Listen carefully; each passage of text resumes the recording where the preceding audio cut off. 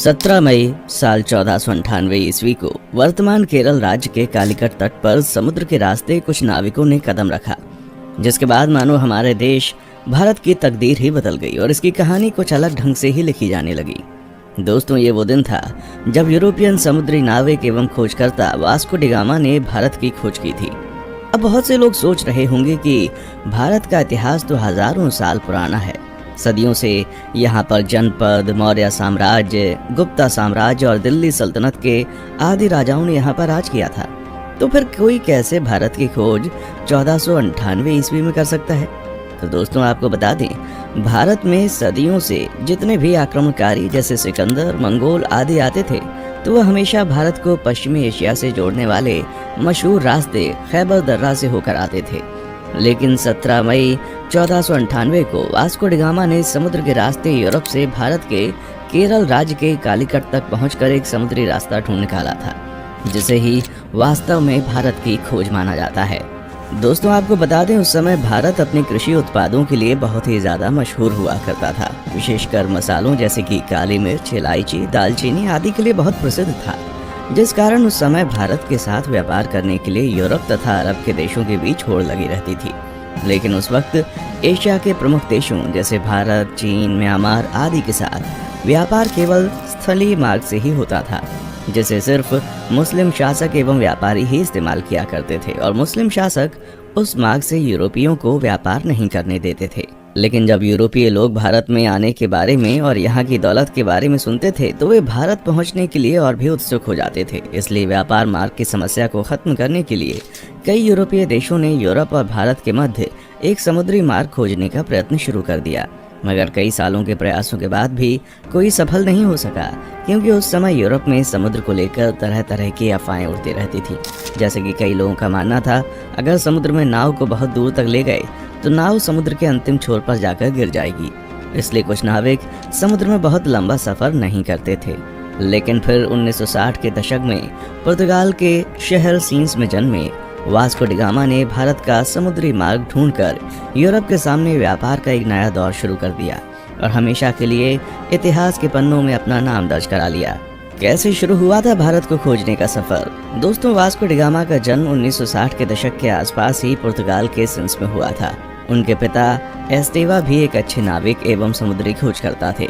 Vasco da gamma का सारा बचपन अपने पिता के साथ एक नाविक और यात्रा के माहौल में बीता था।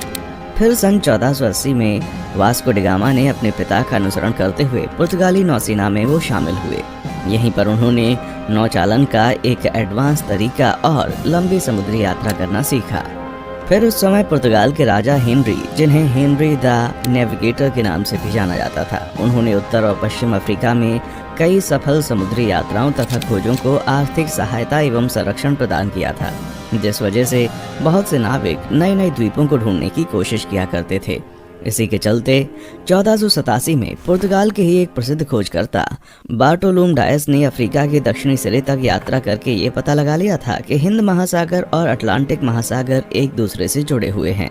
जिसके बाद डी गामा, जो समुद्री यात्राओं एवं खोजबीन में गहरी दिलचस्पी रखता था, वो जानता था कि यदि हिंद और अटलांटिक महासागर अफ्रीकी भूमि के अंत में जुड़ते हैं तो वो अफ्रीका से दूर दक्षिणी कोने पर मौजूद केप ऑफ गुड होप के माध्यम से भारत तक पहुंचने का मार्ग खोज सकता है। जिसके बाद 8 जुलाई 1497 को वास्को डी गामा ने 4 जहाजों और 170 आदमियों के दल के साथ पुर्तगाल के लिस्बन शहर से अपनी यात्रा शुरू की। वो खुद 200 टन वजनी सेंट गैब्रियल नामक जहाज में सवार हुआ और अपने छोटे भाई पाउलो को सेंट राफेल नामक जहाज का नेतृत्व सौंप दिया। फिर कुछ दिनों के बाद उनका जहाजी बेड़ा इस समय के मोरक्को देश के निकट स्थित कैनरी द्वीप से गुजरते हुए केप वर्दे द्वीप समूह पहुंचा और वहीं 3 अगस्त तक रुका रहा। आपको बता दें, वे लोग जहाज पर अपने साथ पत्थरों के स्तंभ लेकर आया करते थे, जिसे वे लोग अपने मार्ग को चिन्हित करने के लिए विभिन्न महत्वपूर्ण पड़ावों पर स्थापित कर दिया करते थे, जिससे कि उन्हें वापसी का रास्ता मालूम हो सके। वास्को डी गामा ने गिनी की खाड़ी की तेज समुद्री धाराओं से बचने के लिए अटलांटिक महासागर में एक लंबा चक्का लगाया और फिर केप ऑफ गुड होप के दौरे के लिए पूर्व की ओर एक मोड़ ले लिया। ये भारत की खोज में उनकी पहली प्रमुख सफलता थी। फिर 7 नवंबर को उनका बेड़ा आज के दक्षिण अफ्रीका में स्थित सेंट हेलेना बे में पहुंचा उस समय सेंट हेलेना बे का मौसम बहुत खराब था। वहाँ बहुत तेज हवा और समुद्री लहरें चल रही थी, जिस वजह से वास्को डी गामा का दल अगले 22 नवंबर तक आगे नहीं बढ़ सकता था।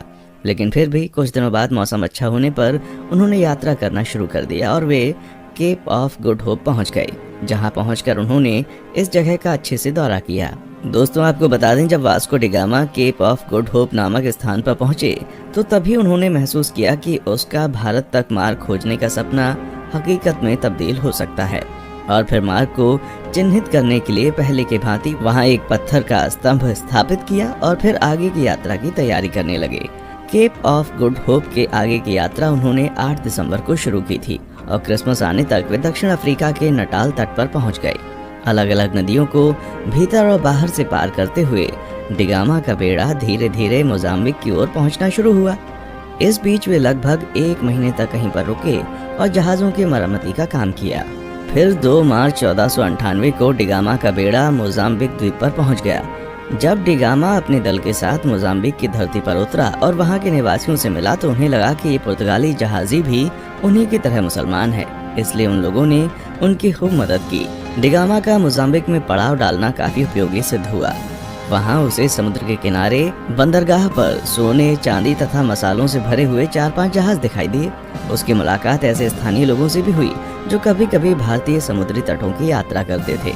इससे वास्को डी गामा को पूरा विश्वास हो गया कि वो उचित दिशा की ओर आगे बढ़ रहा था। उसे उस दिशा को समझने में भी मदद मिली जिधर अब उसे आगे बढ़ना था।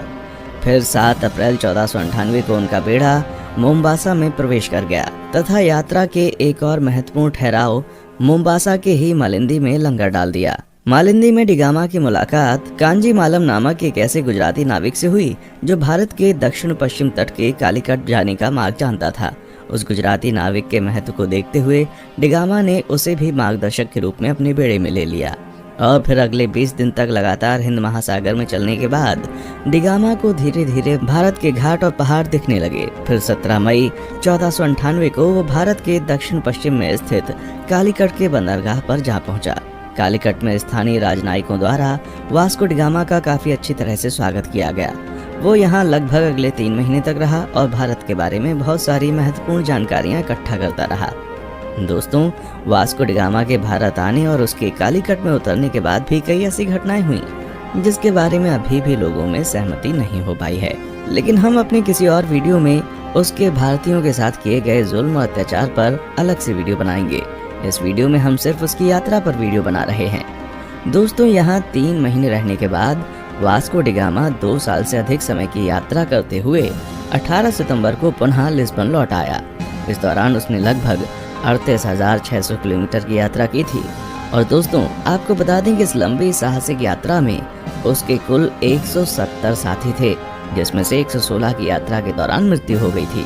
वास्को डी गामा की इस उपलब्धि से पुर्तगाल के राजा बहुत खुश हुए थे तथा उन्होंने उसे दूसरी बार फिर से 1502 में भारत की यात्रा पर भेजा था।